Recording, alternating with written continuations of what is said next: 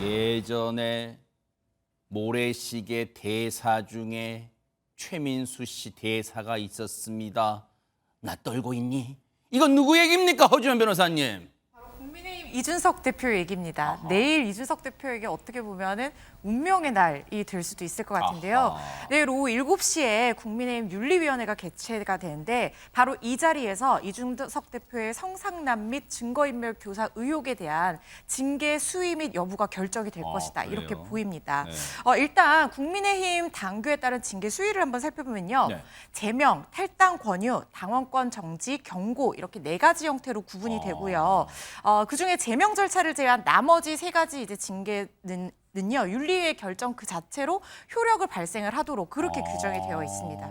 어쨌든 현직 당대표의 징계 절차에 이렇게 착수하는 것 자체가 사상 초유의 일이기 때문에 어떤 결론이 나오더라도 이 결과에 따라서 이준석 대표 개인의 어떤 정치 생명뿐만 아니라 당내 권력의 어떤 지형도 갈릴 수 있을 것이다 이런 생각이 되는데요. 네. 일단 지금 만약에 이 징계 중에서 당원권 정지 같은 경우에는 짧게는 한 달부터 길게는 3년까지도 가능하거든요. 그래요? 근데 이 이상의 징계가 나온 경우에는 당연히 이 리더십 타격이 불가피한 것이 어떤 대표직을 유지할 수 있을 것이라는 그런 상황이 안 되는 거잖아요. 그렇기 때문에 이준석 대표의 어떤 그 대표직 유지 여부에 대해서 당연히 이제 당원이 아닌 상태이기 때문에 문제가 생길 수 있는 거고요.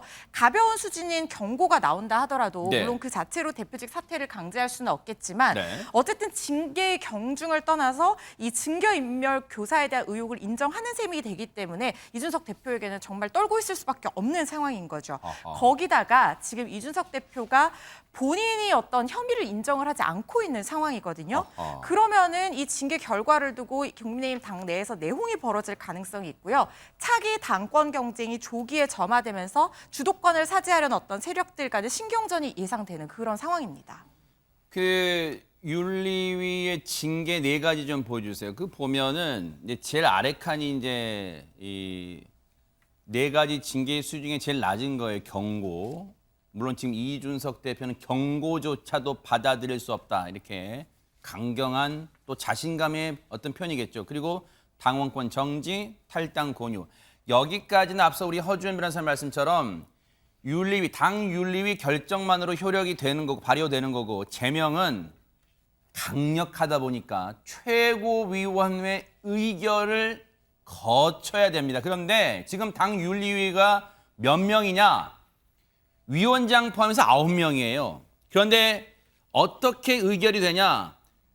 위원회 제적에 과반이 출석하고 그 출석위원회 과반이 찬성해야 되니까 결국은 3명, 일단 5명 정도는 온 다음에 그중에 3명이 찬성하면 효력을 발휘하게 됩니다. 지금 그런 구조로 되어 있어요. 이 제적의 과반 출석에 출석위원회 과반이 찬성하면 윤리위 결정이 효력을 발휘하게 되는 겁니다. 그런데 지금 우리는 운명의 날이라고 하지만 과연 정작 본인인 이준석 대표는 어떤 기분일까요? 얘기 한번 들어보시고 이어가 보도록 하겠습니다. 당대표로 선거를 2번이나 이겼습니다. 그런데 좀 편안해 보이시지는 않습니다. 세상에서 가장 필요 없는 게 이준석 걱정입니다. 아, 그렇습니까? 네. 걱정 안 해도 됩니까? 걱정 안 하셔도 됩니다. 네. 근데 괴롭히는 사람이 있는 것 같습니다. 뭐 북한도 알고 있더라고요.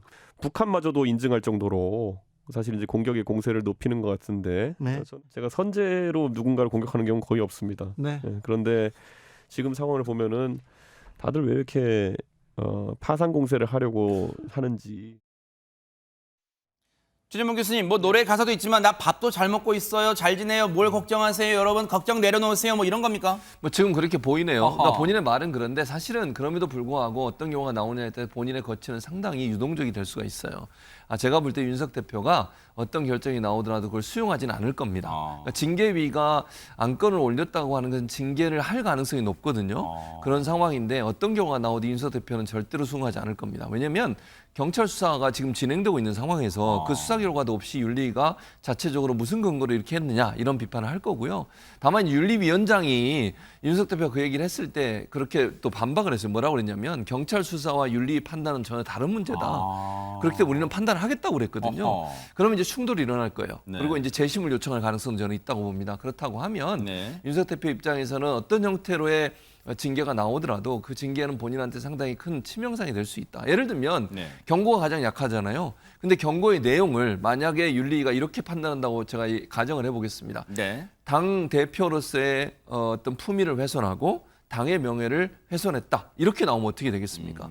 그 자체로도 당 대표로서의 역할을 하기가 상당히 부담스러운 상황이 될 수밖에 없어요. 그래서 제가 볼 때는 어떤 형태의 징계 결과가 나오든 이건 이준석 대표한테는 상당히 불리한 상황이 되고 그 상황에서 이준석 대표는 그걸 그냥 받아들이지 않고 분명히 거기에 대해서 반발하는 그런 모습을 보일 가능성이 있기 때문에 그야말로 뭐 폭풍전야다? 저는 그렇게 표현하는 게 맞다고 봅니다. 앞서 이 하단 제목 중에 이준석 대표 말 중에 선거 다음 날 윤리가 잡혔다는 그걸 좀 보여주세요. 그거를 보면 왜 이준석 대표가 그런 말 하는지 아실 거예요. 조금 이따 제가 들려드릴게요. 일단 윤리위는 이준석 대표는 윤리위 자체에 대해서도 뭔가 곱지 않은 시선을 넘어서 이거 음모론적 뭐가 있는 거 아니야? 보이지 않는 손이 있는 거 아니야? 이런 시각을 갖고 있는 듯해요. 한번 들어보시고 이어가 보도록 하겠습니다. 저는 윤리라는 게 이렇게 4월 달에 저를 회부하겠다고 결정한 것도 특이했는데 회부한 뒤에도 2달 가까이 시간을 끌고 예. 지금 와서 이렇게까지 하면 2달 동안 저한테 많은 내상을 입게 만든 다음에 어떤 판단을 하겠다는 거는 그 자체도 저는 의문입니다. 6월 1일이 선거인데 개표 방송이 6월 2일 새벽까지 지속됐거든요. 예.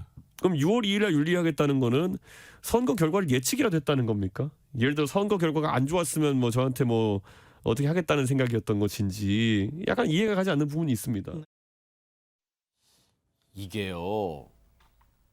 참 상황 논리상 김현주 평론가님. 진짜 선거 다음 날 윤리를 떡하니 잡아놓으니까 이준석 대표 입장에서는 뭐야? 결과 안 좋으면 그 즉시 나를 뭐 제거하라는 거였어? 지금 이런 주장을 펴고 있는데 일단 김현주 평론가님 보실 때 어떠세요? 저 말이. 글쎄요, 뭐 그렇게 인과관계가 있게끔 윤리의 날짜가 잡혔을까 하는 의문은 있습니다. 뭐 제가 사실 3월 9일 대선까지만 당직이었기 때문에 그 이후의 상황은 잘 알지 못하지만 실제로 윤리에 회부될 만한 여러 상황들이 있었거든요. 사실 조수진 최고위원이랑 이준석 대표가 상당히 그 그렇죠. 일전을 불사했을 그렇죠. 때 당시에도 이것이 윤리에 회부될 것이냐 말 것이냐를 놓고 논의가 있었지만 결국에는 대선 지선을 앞두고 있어서 모든 것이 선거에 올인하다 보니까 이런 문제는 우리가 덮고 가자 하는 면이 있었고 네. 뭐 4월에도 이야기가 있었고 지금 이준석 대표가 이야기하다시피 지선 다음 날에도 혹시 윤리가 열리는 것이 아닌가라는 이야기가 있었습니다만 네. 이후에도 몇 차례 연기가 되면서 결국에 이양희 위원장이 귀국하면서 내일 저녁 7시로 지금 날짜가 잡혀 있지 않습니까? 네. 실상 이 윤리위라고 하는 것은 당에서 윤리적으로 그러니까 이게 수사권이 있는 게 아니기 때문에 지금 논의가 이루어지면서 실질적으로 어떤 결과가 올지는 예측하기는 그렇죠. 어려우나 어쨌건 이준석 대표의 앞날에 정치적 또 가도에 상당히 영향을 미칠 만한 결과가 나오지 않을까 그렇게 많은 분들이 예측을 하고 있습니다. 이준석 대표 본인은 여러 언론 인터뷰를 통해 난 걱정 없다. 세상에서 제일 쓸데없는 걱정이 이준석 걱정이에요. 하덜덜덜 마세요. 이러고 있잖아요. 그런데 언론의 분위기는 조금 다른 듯해요. 왜냐하면 앞서 말씀드렸잖아요.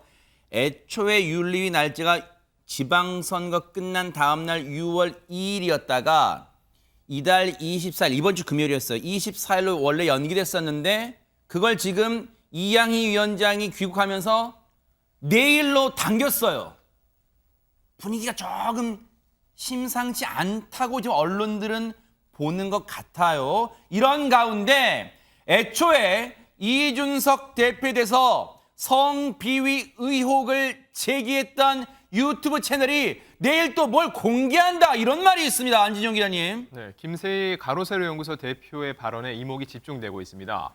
김 대표는 요즘 재미있는 제보 하나 받은 게 있다면서 호텔에 이준석이 들어가는 CCTV 그리고 누군가가 뒤따라가는 CCTV 과연 가세현에 있을까 없을까라고 던졌고요. 이어서 내일이죠. 22일 저녁 7시 가세현은 국민의힘 당사 앞에서 생방송을 진행하겠으니 많은 관심 부탁드립니다라고 얘기를 했는데 결과적으로 볼 때 그때 CCTV 영상을 틀 것이고 그때 어떤 내용인지 공개하겠다는 의미로 판단이 되는데 다만 이 CCTV 영상 속 인물이 누구인지 이 대표와 관련이 있는 인물인지에 대해서는 아직까지는 밝혀진 바가 없습니다. 이게 참 뭐 협박이라고 해야 될까요? 뭐라고 해야 될까요? 지금 나 뭐 하나 있다? 궁금하지? 내일 봐봐. 지금 이런 거잖아요. 지금 가로세로 연구소 측 지금 얘기는. 이에 대해서 혹시 이준석 대표는 뭐라고 얘기를 하고 있을까요? 한번 들어보시고 이어가 보도록 하겠습니다. 윤리위가 이제 내일 저녁에 열린다는데 앞서 이제 공개로 하자 이렇게 제안도 하셨잖아요. 예. 예, 어떻게 될 것 같습니까? 모르겠습니다. 저는 뭐 전혀 예측할 수 없고 무엇에 대해서 다루겠다는 것이 명확하지 않습니다. 네, 내일 직접 참석을 하신다면서요. 저는 참석할 의향을 밝혔는데 뭐 장소나 이런 것들이 공개되지 않는다면은 제가 찾아가기 어렵겠죠. 가세연에서 내일 윤리위가 열리는 시간에 뭐 CCTV 영상을 공개하겠다 이렇게 나오고 있거든요. 네, 그런 것이 있으면 다 공개하십시오. 아니 그때 제가 거기 습박했다는 건 이미 이야기했는데 그것과 그게 무슨 상관인지를 정확하게 설명해야 되는데 그런 거 없이 그 단순히 무슨 CCTV 공개한다는지 모르겠습니다. 자, 일단은 관련 CCTV를 해당 유튜브 채널이 공개하겠다는 것에서도 대수롭지 않은 듯 넘겼습니다. 이준석 대표는. 그런데 이제 궁금한 게 김현주 평론가님, 본인은 내일 윤리위에 참석하겠다. 그런데 장소 모르면 못 간다. 아니 그러면 원래 윤리위는 본인이 참석할 의무나 뭐 그런 건 없나 봐요. 어떻습니까? 윤리위는 국민의힘 당규 제14조의 협조 의무를 명시를 하고 있습니다. 어떤 사안에 대해서 논의를 할 때 당원이나 당 기구는 자료 제출을 요구하면 그에 응해야 하고 또는 그 소명을 해야 된다라고 요구를 받게 되면 그에 성실히 이행할 의무를 규정을 하고 있는데 네네. 실질적으로 지금 성상납 이건 2013년에 의혹이 이제 그 당시에 제기됐던 것이고 네. 지금 이야기가 되고 있는 것은 이 증거 인멸에 관한 것이 있었느냐 그런 시도가 있었느냐에 관한 것이 과연 당 대표로서의 품위 유지를 위반했느냐를 놓고 지금 이야기가 벌어지고 있는 것인데 여기에서 지금 실질적으로 당대표 정무실장 역할을 맡고 있는 김철근 실장이 출석 요구를 받았다는 지금 그 언론 보도가 그동안에 쭉 있었거든요. 그래요? 그러니까 아마 출석 요구를 받았으면 김철근 실장 역시도 당원이기 때문에 출석해서 그 당시에 사실관계가 어땠는지 분명히 본인이 이야기를 하겠으나 윤리위 차원에서 현재 이준석 당대표 본인에 관해서는 어떤 출석 요구가 있었던 것은 아닌 것으로 지금 알고 있습니다. 그렇기 그래요? 때문에 본인이 장소를 알면 가겠지만 이라는 예를 들면 그 이야기도 출석 요구가 있어야 이제 거기에 응해서 어떤 사실관계를 소명하는 것이기 때문에 네. 그거는 어떻게 될지 좀 지켜봐야 할 것 같습니다. 네. 이 또한 본인은 난 거리낄 거 없다. 난 나가겠다. 대신 장소와 시간만 알려다오. 나는 윤리위 참석할 거야. 지금 이렇게 떳떳하고 당당한 입장이라는 걸 강조하는 듯해 보여요. 이런 가운데 지금 이준석 대표의 상황이 굳이 말한다면 사면 초과 상황일까요? 여러모로 또 공격을 받고 있어요. 그중에 중심이 누구인가요? 박성배 변호사님. 바로 배현진 최고위원입니다. 아시는 것처럼 이준석 대표와 배현진 최고위원은 어제 오전 최고위 회의에서 공개 설전을 벌인 바 있습니다. 아하. 이후에 배 최고위원 SNS를 통해서 이 대표의 회의 백불이 언론을 오도할 만해 부득이 안내 말씀을 드린다며 글을 남겼습니다. 즉 최고위 회의 이후에 이 대표가 언론에 해명한 내용에 대해서 반론을 제기하겠다며 글을 시작한 것인데 그 글 내용을 보면 이제와 나 아냐 한들 너무 많은 언론과 공중에 1년 내내 노출돼 왔는데 주워 담아치겠나. 당 지도부가 나는 다 알아요 식으로 회의 내용을 전파했을 때 그 작은 영웅담이 우리 스스로를 얼마나 우습게 만드는지 안타깝게 지켜봐왔다. 지도자의 한마디는 천금 같아야 한다. 지도자다운 묵직하고 신중한 언행과 침묵의 중요성을 이제라도 이해하신다면 좋겠다 하는 내용입니다. 네. 배현진 최고위원이 그동안 글쎄요, 뭐 쌓일 게 많았나요? 참을 만큼 참았나요? 최근에 정말로 많이 쏟아내고 있는데 지금 기자들 얘기가 그렇더라고요. 김현주 평론가님. 이것도 뭐 김현주 평론가 안 여쭤볼 수밖에 없어요. 국민의힘 상황이라서. 기자들이 최근에 배현진 최고위원의 이 행보를 보면서 와, 혀를 내두른다는 거. 왜? 사실 이준석 대표에게 웬만한 맷집 있지 않고서는 맞상대를 하기 어려운데 지금 배현진 최고위원은 거의 하루 걸러나 매일 지금 이준석 대표에게 투닥투닥 한단 말이에요. 대단한 지금 공세를 취하고 있다. 이런 평가를 지금 기자들이 하고 있습니다.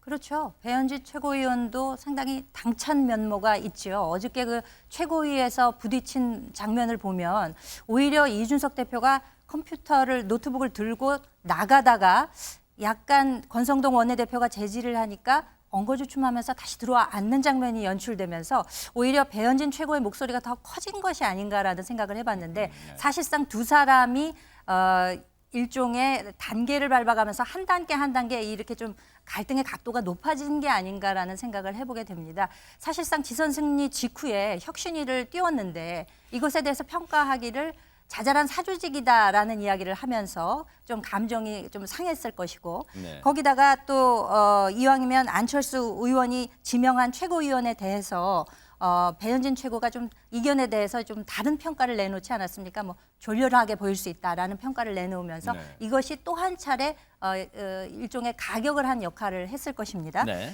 그리고 어저께 비공개 회의에서 결정적으로 두 사람이 거의 말싸움에 가까운 그렇죠. 대결을 보이면서 상당히 어떻게 보면은 배현진 최고위원이 당 대표와 맞부닥치면서 체급 불리기를 하는 것이 아닌가라는 장면도 목도되는 것으로 여겨집니다.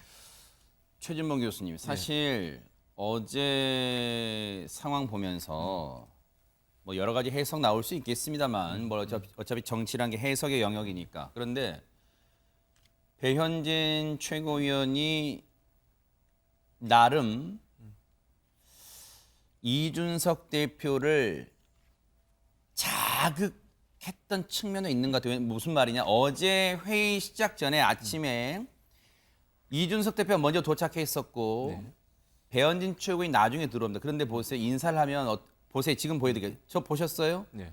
당대표 어깨를 툭툭툭 치고 갑니다. 다시 보여드릴게요. 오른쪽 힐끔 봅니다. 누구야? 감히 내 옥체에 손을 대는 자 누군가라고 쳐다보는 듯해요. 저게 보세요. 만약에 김종인 비대위원장이 저 자리에 가운데 앉아 있어요. 그럼 배현진 최고위원이 갈 때 비대위원장님 고생 많으시네. 어깨 툭툭 할 수 있을까요? 못하죠. 저거는 과연 어떻게 해석해야 될까? 먼저 싸움을 건 건가요? 어떻게 봐야 됩니까, 이걸? 저는 배현진 최고위원이 작정하고 들어왔다고 생각해요. 저게 우연히 그냥 터진 어떤 논란이 아니고 배현진 최고위원 입장에서는 이준석 대표를 향해서 뭔가 직격탄을 날릴 생각을 하고 들어온 거예요. 저는 그렇게 보여요. 그리고 배현진 최고위원은 잘 아시는 것처럼 윤석열 당선인 당시에 대변인을 했어요. 그러면 새로운 윤핵관에 포함이 됐거든요. 그러니까 본인의 입장에서는 윤핵관을 대변하는 대표의 목소리를 낸 거라고 저는 봐요. 네. 그러니까 저게 권성동 원내대표는 저기서 어떤 얘기를 하기가 어려워요. 그리고 권성동 원내대표 입장에서는 지금 상황에서 이건 이제 좀 장기적 관점에서 이준석 대표가 대표를 그만두는 걸 그렇게 탐탁지 않게 생각해요. 제 개인적인 생각이에요. 네네. 왜냐하면 권성동 원내대표도 사실은 대표의 마음이 좀 있다고 저는 보거든요. 근데 지금 만약 6개월 이상 남아있는 상태에서 대표가 권위 상태가 돼가지고 대표가 되면 그건 남은 임기만 하게 돼요. 그래요? 예. 새로 2년 하는 게 아니라? 아니에요. 6개월 6개월 이내로 남아있으면 그렇게 하는데 6개월 이상이 남아있으면 그렇게 할 그래요? 수밖에 없어요. 그러니까 6개월을 버티길 바래요. 지금 저 표정이 그거나 제발 좀 버텨 이준석 대표. 지금 그런 그렇다고 표정 봐요. 같아요. 네. 그러니까 윤핵관도 일정 부분 본인의 어떤 위치에 따라 약간의 분화가 이루어졌다고 저는 보거든요. 근데 배현진 지금 최고위원 입장에서는 윤핵관의 목소리를 본인이 정말 내려고 작정하고 들어왔다고 제 개인적으로 생각을 하고요. 그런 점에서 이준석 대표를 자극했다고 봐요. 그리고 또 하나는 이제 아까 김현주 평론가 잠깐 말씀하셨는데 배현진 최고위원 입장에서는 지금이 좋은 기회예요. 무슨 말이냐면 윤핵관으로서 튀어나올 수 있는, 그러니까 제가 튀어나온다는 표현은 눈길을 사로잡을 수 있는 기회가 된다는 거죠. 저런 공격을 하게 되면요 체급이 커져요 정치적으로. 그래서 앞서 김현주 평론가님 체급 불리기 그렇죠. 그 그런 얘기했죠. 얘기가 나오는 거죠. 그러니까 배현진 최고위원 입장에서는 이준석 대표를 상대로 해서 뭔가 계속 잽을 날리고 SNS 공략하고 이러잖아요. 네. 언론의 집중적인 조명을 받아요. 아하. 그러면 정치인으로서의 입지가 강해지죠. 네. 본인 입장에서는. 그러니까 배현진 최고위원 입장에서는 손해볼 게 없는 거예요. 윤핵관의 한 명으로서 명확하게 입지를 굳힐 수도 있고 본인의 정치적 체급도 커질 수 있는 기회가 된다고 하면 아하. 본인이 총대를 메고 이준석 대표를 향해서 맷집을 날릴 수 있는 기회가 되는 것을 전혀 놓치지 않았다 이렇게 보여집니다. 배현진 최고위원에 대해서도 이제 언론들의 표현이 윤핵관 표현을 앞에 수식으로 붙입니다. 그러다 보니까 상대 당인 민주당에서도 지금 배현진 최고위원 관련 언급이 나온다면서요, 허주연 변호사님. 맞습니다. 이경 전 더불어민주당 선대위 대변인도 방금 최진봉 교수님께서 말씀하신 것과 비슷한 취지의 얘기를 했어요. 그러니까 그동안 홍준표의 측근이라고 알려졌던 이 배현진 의원이 윤핵관 쪽으로 무게중심을 옮겼다는 것을 스스로 드러내면서 천명한 것이다. 그래서 뭐 체급 분리기와 같은 본인의 어떤 정치적인 활로를 모색하고 있는 거라는 취지의 주장을 했거든요.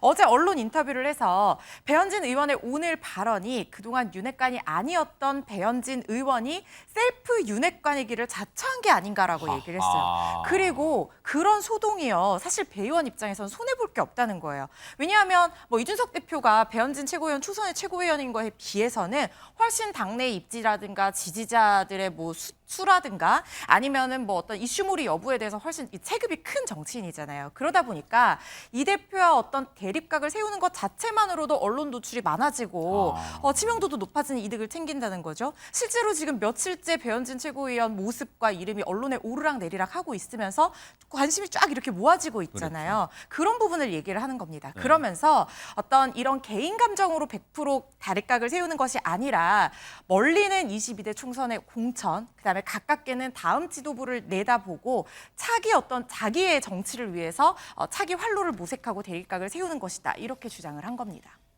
사실요, 어제 뉴스파이터 시간에도 전해드렸지만 생생하게 보여드렸지만 이준석 대표가 요 몇 년 사이에 누구와 얘기를 하다가 얼굴이 상기된 걸 보신 분 거의 없으실 거예요. 어제 전국에 생중계됐던 그 장면 다시 한번 보여드리고 이어가 보도록 하겠습니다. 아니 비공개 회의를 이렇게 일방적으로 없애시면 어쩝니까? 의장 대표님, 직권을 그동안 하겠습니다. 내내 네. 최고위원 회의 하는 동안 비공개 회의의 내용들 오픈돼서 비공개 제가 회의 내용이 누차 제가 그 제안을 드리지 않았습니까? 회의 단속 좀 해달라고. 잠깐요. 이제 정확히 아니요 발언권을 득해서 말씀하시고요. 그 언론에 나가거나 아니면은 발언권을 댓글이나 득하시고 말씀하세요. 그리고 비공개 최고위원 회의에서 나온 내용들이 누차 누출되면서 실제로 언론에서 대표님께서 많이 유출을 하시지 발언권을 득하고 않았습니까? 말씀하세요. 스스로도. 특정인이 참석했을 때 유출이 많이 된다는 내용까지 나오고 있기 때문에 저는 더 이상 이 상황을 묵고할 수 없고 지금 최고위원 회의의 그 안에서 해야 될 건전한 회의의 기능과 저희의 그 권한에 대해서 대표님이 의장 직권으로 여태까지 지금 단속을 제대로 안 돼가지고 심지어 본인께서 언론과 나가서 얘기하신 거를 언론인들이 단속해볼까요, 쓴 한번? 것을 누구의 핑계를 대면서 지금 비공개 단속해볼까요? 회의를 비공개 회의할 비공개 회의하겠습니다. 아니요 논의할 사안이 있으시면 의사권을 원승동원에 이양하고 의사하겠습니다. 자, 비공개 회의하겠습니다. 그렇게 나가면 안 되나? 이 대표. 아니 어차피 유출시킬 거잖아요. 뭘 유출시킵니까? 본인이 얘기 제일 많이 하셨어요 여태까지. 내 얘기를 내가 유출했다고? 내 얘기를 내가 유출했다고? 언론에 나가서 얘기 제일 많이 하셨다고요.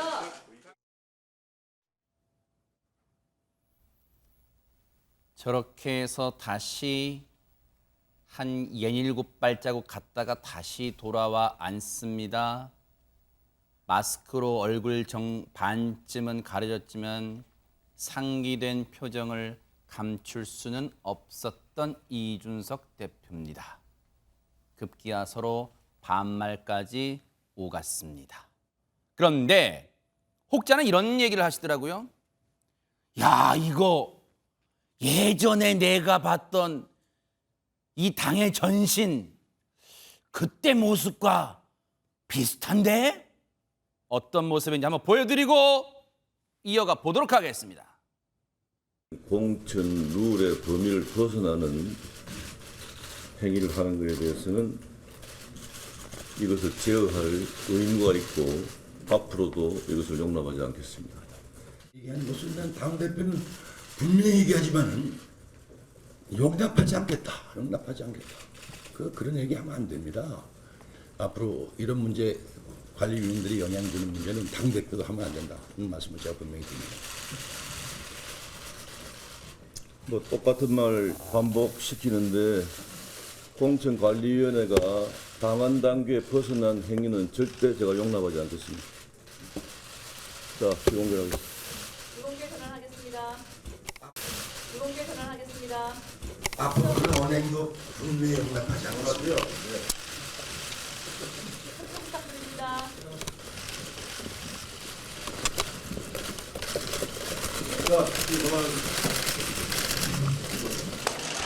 자, 돌아간다.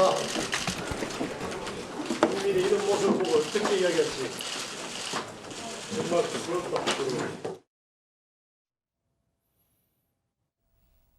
시쳇말로 역전의 용사들 모습이 다 보이는 저 회의 때 6년 전 모습. 그런데 그때 상황과 지금 상황 차이점과 공통점이 있다면 뭡니까? 혹시? 공통점이라고 하면 지도부 간의 다툼이죠. 그러니까 이게 내부에서 최고위원들 사이에 이번 사건도 마찬가지잖아요. 최고위원들 간에 싸우잖아요. 근데 개파 싸움이에요. 저 당시에도 마찬가지예요. 공천 룰 가지고 싸운 거거든요. 공천을 누구 줄 거냐 하는 거 가지고 싸운 건데 그래서 그 당시 잘 아시는 것처럼 직인 가지고 부산 가셔버렸잖아요. 그래서 공천 도장 들고 나르샤 이래가지고 한참 그때 논란이 됐던 건데 그 당시에도 그거예요. 그냥 개파 싸움인 거죠 결국은. 그러니까 이준석 대표와 지금 배현진 최고위원의 모습도 결국은 그런 모습이에요. 윤핵관과 이준석 대표의 갈등의 모습이 표출되는 모습이라면 당시에 이제 친박과 아닌 비박 간의 갈등의 요소가 또 드러난 게 2016년 당시 새누리당이거든요. 두 번째 공통점은 뭐냐면 권력 싸움이에요. 결국은 누가 권력을 잡느냐의 문제잖아요. 그 당시에는 공천을 어떻게 할 거냐 문제 가지고 다퉜다면 지금 배현진 최고위원과 이준석 대표의 문제는 당권 을 어떻게 할 거냐 문제 가지고 다투는 거다. 그렇게 보여지기 때문에 사실은 이런 부분들은 그야말로 데자뷰 같아요. 그러니까 물론 이게 뭐 국민의힘만에 제한된 문제는 저는 아니라고 봐요. 그러니까 당들이 갖고 있는 정당들이 갖고 있는 문제점 중에 하나가 뭐냐면 개파 간에 나누어져서 서로의 권력을 선점하려는 의도를 가지고 싸우는 부분은 그때는 정말 물불 안 가리고 싸우는 그런 모습을 보여줘서 국민들이 상당히 피로감을 느끼게 만드는 그 정치의 환멸을 느끼게 만드는 거잖아요. 저런 모습은 국민에게 절대로 좋은 점수를 받을 수 있는 모습이 아니라고 봅니다.